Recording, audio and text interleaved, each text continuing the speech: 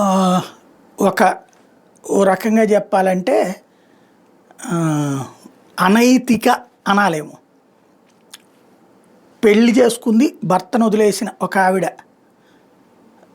శ్రీకాంత్ అనే రౌడీ షీటర్‌తో జైల్‌లో ఓ స్వచ్ఛంద సంస్థ తరపున వెళ్ళినప్పుడు పరిచయం ఏర్పడిందట. అతన్నే పెళ్లి చేసేసుకుంది. ఇప్పుడు ఆవిడ అతని తరపున సెటిల్మెంట్‌లన్నీ చేసి పెడుతోంది. 200 మంది రౌడీ షీటర్లతో పనులు చేపిస్తోందంట. రౌడీ షీటర్లతో. నెల్లూరు అంతటా కూడా. ఆ శ్రీకాంత్ అనేవాడితో ఏకంగా కాపురమే చేస్తోంది జైల్లో గానీ, లేకపోతే జైలు తరపున ఆసుపత్రికి తీసుకొచ్చినప్పుడల్లా. ఇప్పుడు అతగాడి విషయంలో ఒక సమస్య ఏమైపోయిందంటే, అధికార పక్షానికి సంబంధించిన 2 ఎమ్మెల్యేలు సంతకం పెడితే, ఒక మంత్రి గారు కూడా ఎండార్స్ చేస్తే, అతనికి హోంశాఖ సెక్రటరీ ఏదైతే పెరోల్ ఇచ్చారు బయటికి ఒక నెల రోజుల పాటు గడపడానికి. దాని మీదన రచ్చ బిగినయ్యాక అది అధికార పక్షానికి పరువు పోతుంది కాబట్టి, ఆ వైసీపీ టైంలో కూడా అమ్మాయి పెద్ద దందాలు చేసింది. అప్పుడేదో దిశ యాప్ ప్రచారకర్తనని చెప్పుకుంది.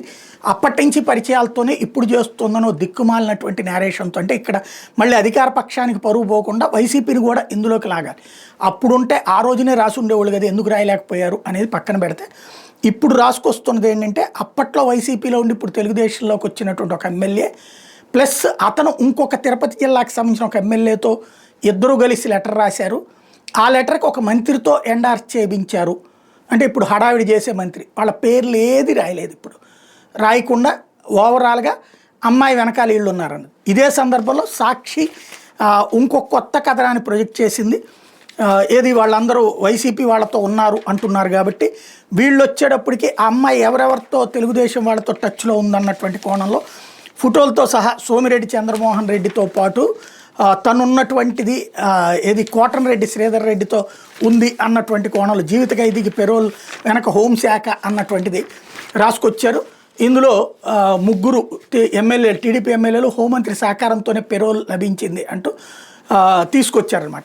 ఆ అమ్మాయి ఆల్రెడీ తెర ముందుకు వచ్చేసి నాకు సెక్యూరిటీ కావాలంటోంది. ఓవరాల్గా చూసుకుంటే ఎదుటివాడి బలహీనతలు ఏవో ఉన్నాయి. అది రౌడీజానికి ఏదన్నా ఆ ఎమ్మెల్యేలు వాడుకుని ఉండాలి ఈ శ్రీకాంత్ అనేవాడిని. అందుకోసం పనిచేసి పడుతుండాలా, లేదా ఈ అమ్మాయి ద్వారా ఎవరన్నా ఏ లైంగిక సంబంధాలు లాంటి వ్యవహారాలు ఉంటే ఏ వీడియోలో తీసి ఏమన్నా వీళ్ళని బెదిరించారా, లేకపోతే ఎందుకు ఒక రౌడీ షీటర్ కోసం అంతగా తప్పించాలి వీళ్ళందరూ. చివరికి నిన్న హోంమంత్రి స్పందించి సీరియస్ అయ్యి హోంశాఖ సెక్రటరీని అడిగితే, హోంశాఖ సెక్రటరీ ఉన్నతాధికారి ఎవరో చెప్తే నేను ఇచ్చాను అని చెప్తే, ఇచ్చింది ఆర్డర్ అయితే హోంశాఖ సెక్రటరీ. కాబట్టి ఇప్పుడు అదంతా నాకు నివేదిక కావాలని అనిత అడిగారట. ప్రస్తుతం విషయం ఏంటంటే, 3 తెలుగుదేశం ఎమ్మెల్యేలు, ఒక తెలుగుదేశం ప్రభుత్వ మంత్రి ఈ వ్యవహారం నడిపించింది. దాన్ని కవర్ చేయడం కోసం లేదు వైసీపీ వాళ్ళతో టచ్లో ఉన్నది అనేటటువంటిది మధ్యలో ఒకటి వక్రీకరించి రాసుకురావడం అన్నటువంటిది నీతి జర్నలిజంలో ఉన్నటువంటి పరాకాష్ట. అది పక్కన పెడితే ఓవరాల్గా అధికార విపక్షాలు ఇద్దరితో కాంటాక్ట్లో ఉంది అమ్మాయి.